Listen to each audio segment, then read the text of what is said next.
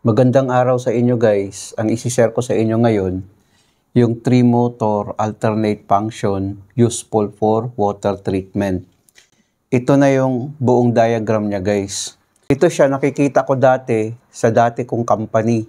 Yung sa water treatment doon sa canning factory. Mayroon siyang tatlong stages sa tubig, no? Yung tubig na ginagamit galing sa production, dadaan sa isang motor, tapos i-purify niya, i-filter niya, pagkatapos ibabato niya dito sa isang motor naman.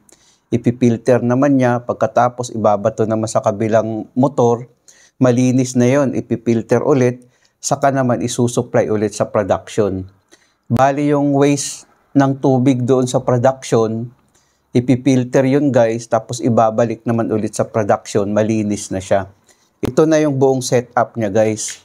Ngayon guys, kung mayroon mang kulang sa diagram na ito, punan nyo na lang. Kung sakali hindi man siya kompleto. Yun kasi ang nakita ko guys, ang proseso niya, no? Kaya ginawan ko ng diagram. Bago natin umpisahan na ating tatalakayin ang diagram, alamin muna natin yung mga device na ating ginamit, no?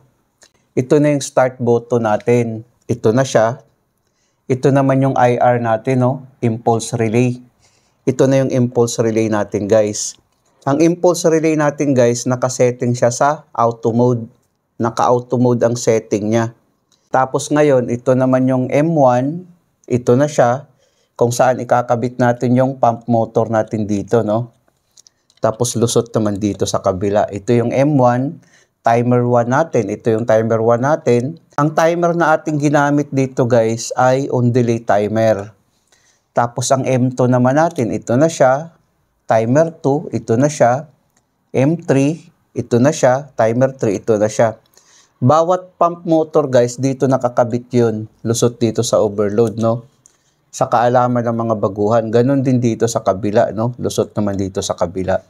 Ito kasi yung overload natin. Ngayon, pag-aralan natin yung diagram, no? Kung ano ang function nito. Paglagyan natin to ng power supply guys, ang line 1 at saka line 2 or neutral, dito natin ikabit, no, sa load side ng ating circuit breaker. Pag i-on natin to guys, tapos pag i-press natin tong start button, guys, magku-close ang contact nito, no? Gaganon siya.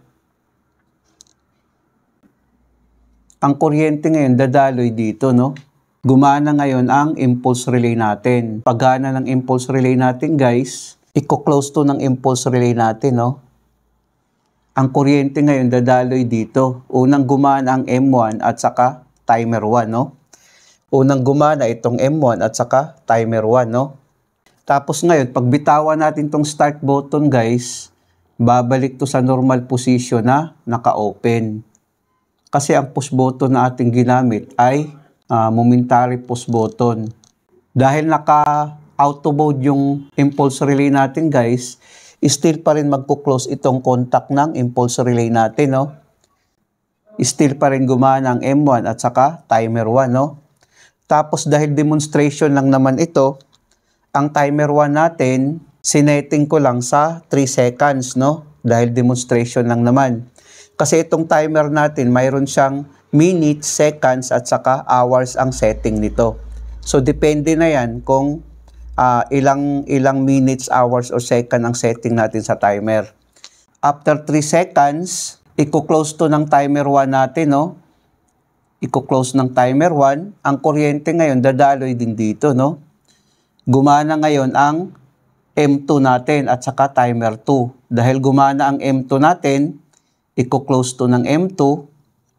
I-open naman ito ng M2, no? Dahil ito yung normally close ng M2 natin. Ngayon, ang kuryente ngayon dadaloy dito, no? Mamamatay ngayon itong M1 at saka timer 1. Pagpatay ng timer 1, guys, i-open naman ito ng timer 1 natin, no? Ito kasi yung normally open ng timer 1 natin.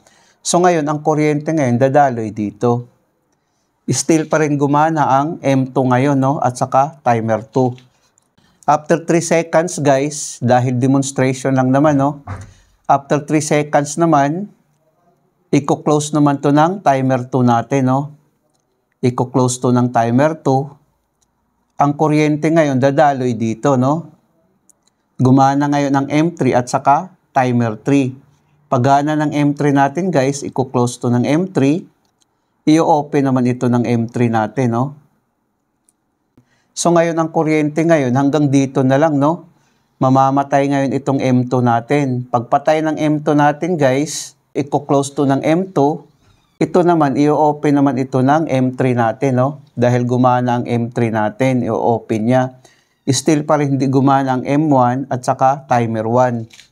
At saka ito namang M2 at saka timer 2. Ang gumana ngayon ay itong M3, no? Dahil namatay yung M2 natin, mag-open din pala ito, guys.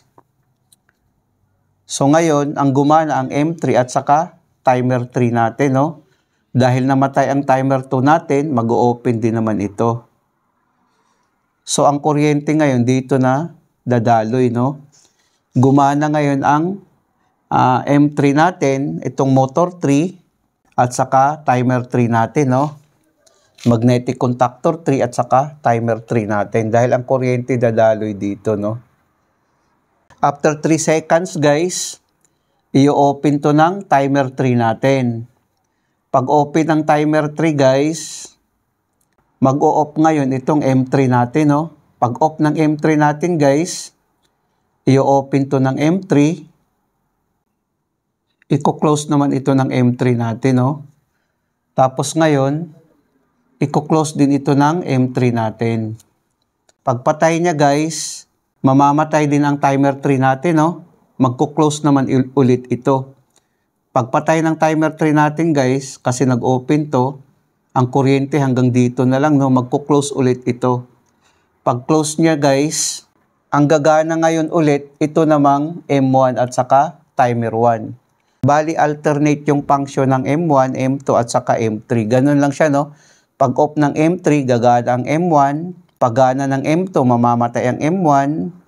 Paggana ng M3, mamamatay ang M2 at saka M1. Ganun ang operation niya. Ngayon guys, dahil gumana ngayon ang M1 at saka timer 1, pag i-press natin to ulit guys, magko-close ito guys, no? Magko-close ito. Gaganon siya. Pag close niya, ang kuryente ngayon dadaloy dito. Gagana ngayon ang itong impulse relay natin.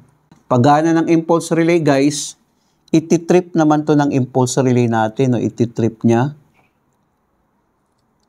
So bali, mag-open ang contact ngayon. Mamamatay ngayon itong M1 at saka timer 1 natin. Tapos ngayon, pag bitawan natin to, babalik to sa normal position na naka-open. Gaganon siya, no? So, ganun ang operation niya, guys. Bali, itong diagram na ito, guys, ito na yung kinalabasan, no? Ang resulta sa wiring na ito yung diagram na ating sinundan. Itong diagram na ating sinundan, guys, ang resulta sa wiring na ito guys, ito na yung diagram na ating sinundan. Ngayon, itry natin na paganahin. Tignan natin ang function niya. Ngayon, i-on natin yung circuit breaker. Try natin i-press. Unang gumana guys, ang M1 at saka timer 1. Bali, automatic function ito guys, no? Try natin i-press. Unang gumana ang M1. Gumana ngayon ang M2, no? After 3 seconds, gumana ang M3.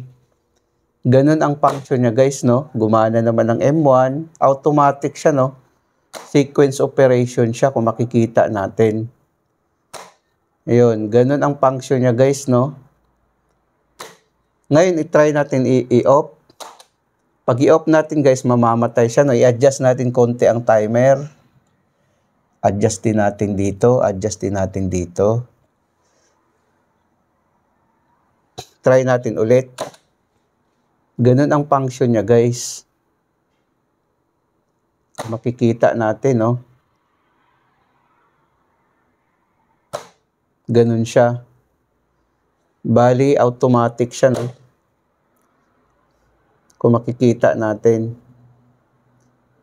Ngayon, guys, kung may kulang man sa diagram na ito, pwede nyo na lang dagdagan. Dagdagan nyo na lang para magkaroon kayo ng idea. Ngayon, pag i-off natin guys, pwede rin dito natin i-off, no? Mamamatay sila lahat. Kasi nga mag-open ang contact nito. So, ganun siya guys, no? Ngayon, itry natin ulit. Unang gumana ang M1.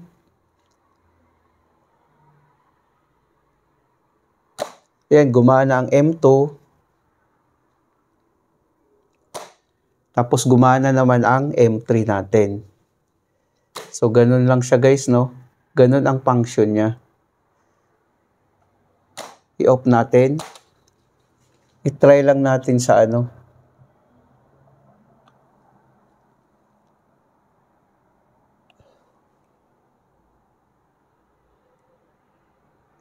Try lang natin sa 4 seconds.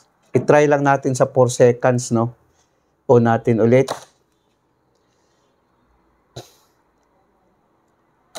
Ayan. Ganun ang function niya, guys.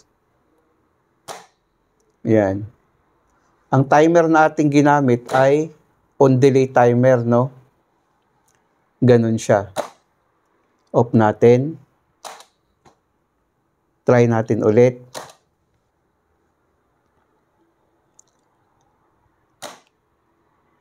Bali, automatic na siya guys, no? Magpapunction na siya kaagad. Ganun siya guys. Off natin. Sana guys, nakapagbigay ito ng konting kaalaman sa mga baguhan. Maraming salamat sa inyo guys. Hanggang sa muli.